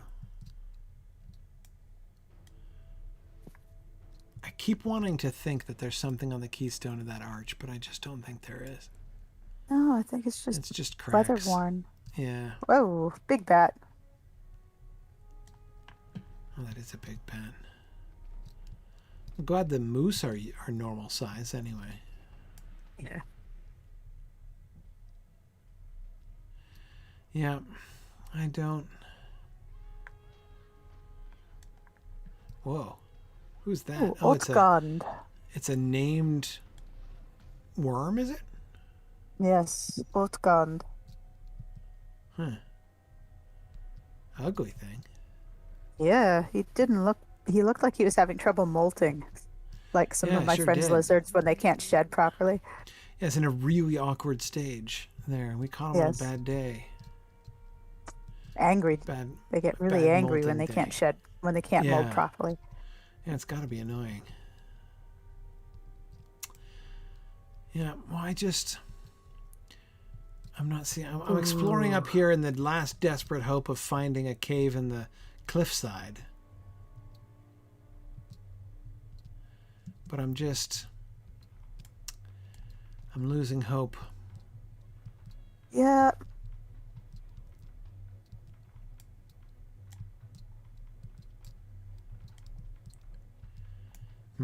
Okay.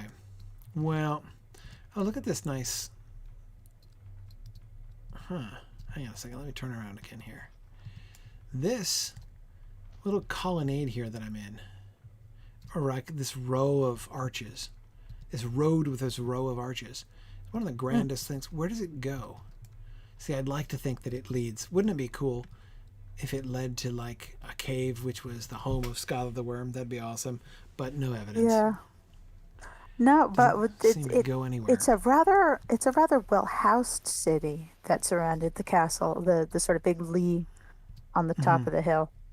Mm-hmm. And it really, it it's almost like a city with like lots of bridges and walls and buildings and outbuildings. Yeah. Yeah. Certainly seems more advanced than anything we have. Okay, I think whelpling is my word of the day. I like fierce whelpling. I have children who are fierce whelplings. Yeah, all right, I can believe that. Oh, and then we're The just 5-year-old back into specifically. Drake country again, same place. Oh boy. Okay, yeah, all right. Well, I don't think we need to kill them all again. I think we've pretty much been here. Well, no evidence of a lair for Skada, so there goes that story, which I quite liked. And which I still think might be generally right. I mean, like the sequence is almost inescapable, right? I mean, like, must have first killed Skada the Worm and then named Framsburg after himself, right? Yeah. I mean, like, it has to have happened that way. It can't have happened any other way. So,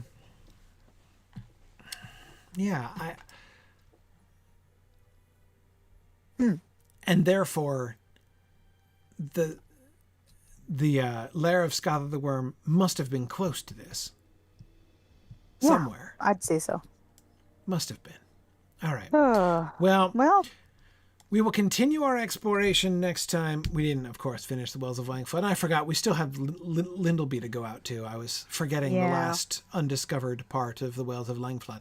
So next time we will head down to Lindleby. But yeah, I am convinced that Framsburg, this whole Framsburg Peninsula, was really, this was a city. I think perhaps even larger than I would have expected the Eotheod to have. Even apart from the fact that it is premised on architecture, I would not have expected them to feature. But we'll see if we find any further evidence as we move forward. But next time we'll head up towards Lindleby, see what we can do. I've heard some of it is instance hidden, so we might not be able to quest dependent, so we might not be able to get in to all of it, but we'll see what we can see, draw what conclusions we can draw, and then we'll see. We're getting closer to needing to head down to Eregion, but not quite yet. We might have time to come up and do the Elder Slate before we do that, because this doesn't look like a huge area. So, and Wormsgraf sounds like fun, right? So let's, but I don't think we can go there. It's not a place yet, is it? Maybe it is. Yeah, it is. Anyway, so we'll see. We will head up there. All right. Next time. All right. Very good. Thanks everybody for joining us. Thank you guys for your very active protection as enabling me to just, focus on the important work of archaeogaming that we're doing here. Instead of actually participating in any combat. So that was very, very helpful. Appreciate that. So thanks everyone, and we shall see you again next week. And then we'll see what we can see up in Lindleby Way next time. So thanks everybody. Good night, and see you next week. And don't forget, Mythmoot is in 2 days. Still time to sign up. Looking forward to seeing folks. Valori's going to be running the rumor requirement, which is great. So yeah, awesome. So thanks everyone, and good night. Bye now. Night. See you next week.